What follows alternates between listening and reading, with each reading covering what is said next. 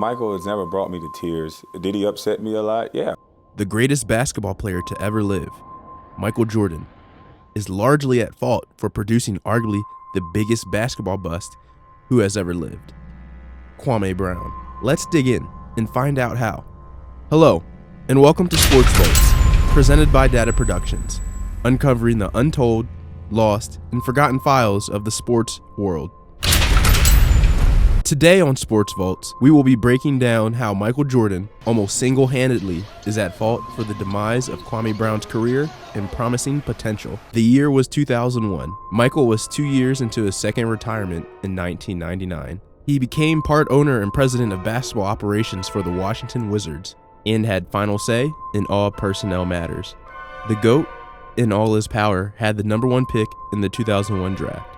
And with all his basketball knowledge and experience, he decides to take a talented high school player with loads of potential, Kwame Brown. The Washington Wizards select Kwame Brown from Lynn Academy, Brunswick, Georgia. Being the first high school player to ever be drafted #1 overall, Kwame Brown entered the 2001 NBA draft being compared to the league's greatest power forwards.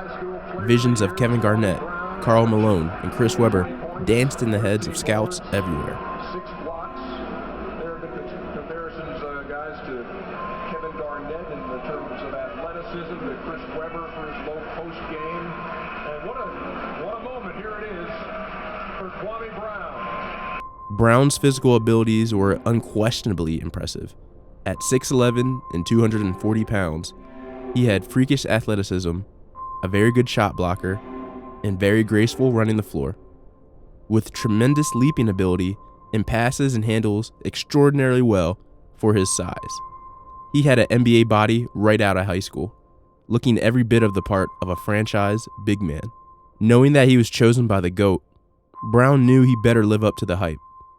Now Oklahoma City Thunder coach Billy Donovan, who was recruiting Brown while coaching at the University of Florida, recalled the time when Brown told him of his draft decision and forewent his scholarship. Brown said, "Coach, I don't want to do this." When Donovan asked why, Brown responded, "If I'm the #1 player taken, I know the expectations. I'm so far away from being the #1 pick. I'm not ready for this." On the flip side for Jordan, knowing that this was his first major splash as a GM. Trading the pick, what possessed you to keep him and go for Kwame Brown? Well, obviously, you can see he's a well-educated kid. I think he's done a lot in terms of his basketball capabilities. I think it's up to Doug as well as the Washington Wizards to help this kid develop, and he certainly has the skill. MJ knew this pick had to pan out for his basketball reputation. None could change our minds in terms of what this kid could do in the long range for the Washington Wizards. And if you look at the 2001 draft class, you see that there wasn't many NBA players that had outstanding NBA careers. Outside of players like Tyson Chandler, Pau Gasol, Joe Johnson, and Zebo, this draft was not filled with elite-level NBA talent. So this is when both individuals' worlds collide into something that doesn't turn out for the better. Then Michael decided to make his third comeback and play for the Washington Wizards. After being drafted, things started off good. Michael was taking Kwame under his wing, being the father figure Kwame never had, invited him over for workouts at his house and everything. But of course, it's what the naked eye couldn't see that ultimately doomed Brown's career. A lack of mental toughness, desire, and aggressiveness.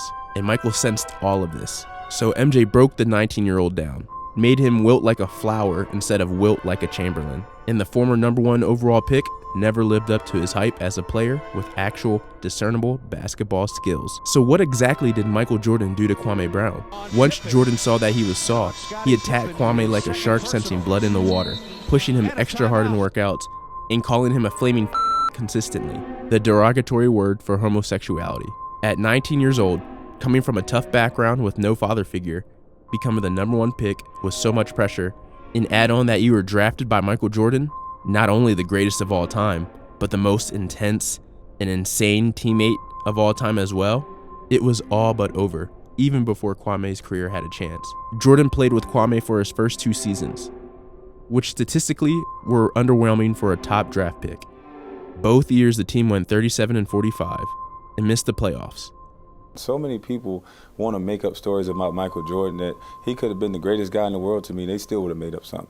MJ finally officially retired for the last time, and Brown would go on to play 2 more seasons as a Wizard before being traded to the Los Angeles Lakers, where he had to deal with MJ 2.0, Kobe Bryant, playing 3 seasons there before he eventually got relegated to the bottom 5 players on any NBA roster. Kwame Brown may be a scrub compared to Shaquille O'Neal. And if he's able to maintain one of those jobs for 10 years, there's no way he could be a scrub.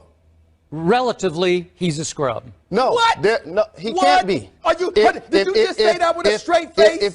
Did you just say that with a straight face? Do you guys realize that somebody's paying him millions of dollars to play basketball? Unfortunately, they are. His career stats were 6.6 points a game and 5.5 rebounds, only averaging over 10 points per game once in his career, which was his 3rd season in Washington. Where are the X's and O's? Where's the numbers at? Everyone says I can't play, but no one has my numbers when I do play. In relative terms, he played 12 years of NBA basketball and made over $63 million in contract earnings. So he's far from the biggest bust ever, in relative terms. Being picked number 1 overall by the GOAT came with expectations that I think no man, not even LeBron James, could live up to. So I think we have to chalk up Kwame Brown's lackluster career to bad management on both sides. But in what was reported on how Jordan treated Brown as a teammate, I'd give Michael 90% of the blame and 10% to Kwame for just being too soft. You know, I'm in the history books. I made history. What's your take on this topic? Do you believe this story? Let me know your thoughts below in the comments and subscribe for more investigation content like this. This was Sports Vaults, presented by D.A.T.A Productions. See you next time.